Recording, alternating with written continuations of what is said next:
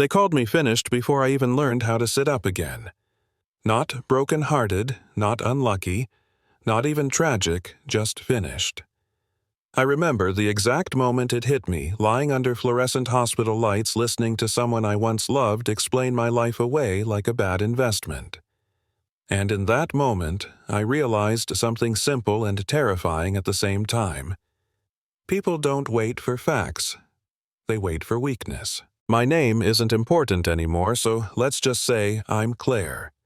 And for a long time, I was the woman people whispered about when I wasn't in the room. The lucky one. The spoiled one.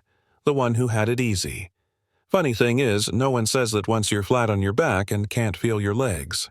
The accident happened on a rainy Tuesday, the kind of day you don't remember until it ruins your life. A delivery truck ran a red light. My car spun glass everywhere, metal screaming, and then silence. When I woke up, the first thing I noticed wasn't the pain, it was the absence.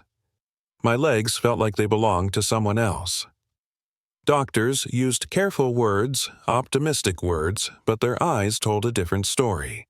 Severe spinal trauma, uncertain recovery, prepare for permanent limitations. You know what that really means. While I was learning how to breathe through pain, the world decided my story for me. News broke that the family company I now owned was collapsing. Investors, panicked headlines screamed failure, and overnight I went from successful CEO to cautionary tale. And then came my husband, Evan. He didn't rush in. He didn't grab my hand or ask how I felt. He stood at the foot of my bed like a stranger waiting for an elevator. "Claire," he said, sighing like I'd inconvenienced him. "We need to talk." That's when I noticed the folder in his hand. Divorce papers. Clean. Organized. Ready.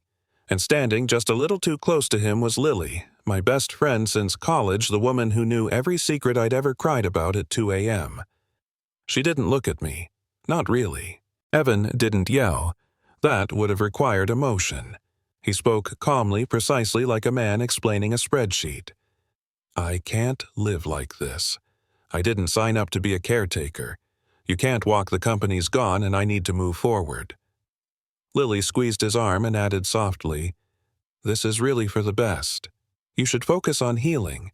Evan deserves a real partner." A real partner? Yeah, that happened. I signed the papers because arguing with people who've already erased you feels pointless. They left together. I stared at the ceiling and felt something change inside me, not rage, not sadness, something colder. Clarity. Months passed. Rehab was brutal. Falling became routine. Hope came and went. I learned who checked in and who disappeared. Evan never came back. Lily never texted. And then, one afternoon, a cream-colored envelope arrived. Wedding invitation. Evan and Lily. And a handwritten note. "The venue is wheelchair accessible. We made sure of that. We hope you'll come."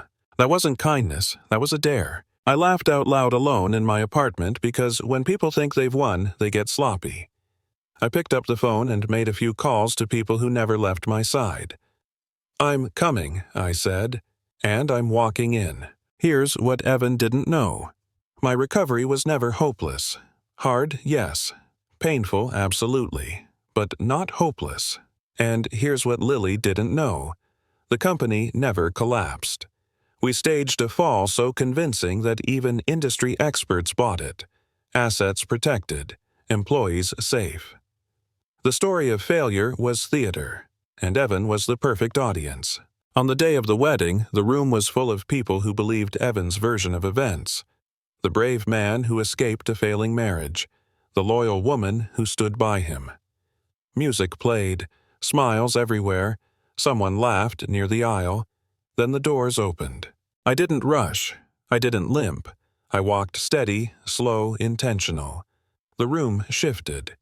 You can feel it when a lie starts to crack. Whispers spread. The music stopped. Evan turned and went pale. Lily froze like she'd seen a ghost. I reached the front just as the officiant stammered, unsure what to do. Someone handed me a microphone. I took it. "I wasn't sure if I should come," I said calmly. But I believe some moments deserve witnesses. I looked at Evan. About a year ago, while I was in a hospital bed, I overheard my husband tell his girlfriend that he wished I'd died. It would have been easier financially. Gasps. Lily shook her head, tears forming.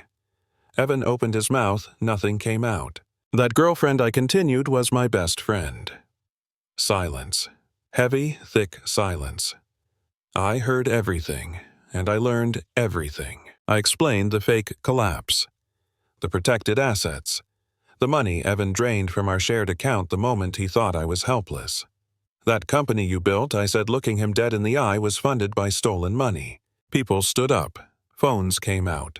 Someone asked about contracts. Someone else walked out. Lily grabbed Evan's arm, whispering frantically. He looked smaller than I remembered. I'm not here for revenge, I said, and that part surprised even me. I'm here because character matters. And when someone shows you who they are at your weakest, believe them. I handed the microphone back and walked out past stunned faces and broken illusions. Outside, the air felt lighter. For the first time in a long time, I wasn't carrying anyone else's lies. By the end of the day, investigations started. Deals fell apart. The story flipped. Evan tried to explain. Lily cried on camera. It didn't matter. People love to decide who's strong and who's finished. They confuse silence with weakness, patience with surrender. But here's the thing. Being underestimated is dangerous, just not for the person they think. So let me ask you this. If you were in that room, who would you believe? The story told loudly or the truth that waited? Drop your thoughts in the comments. I want to know where you stand and if you've ever seen someone counted out too early.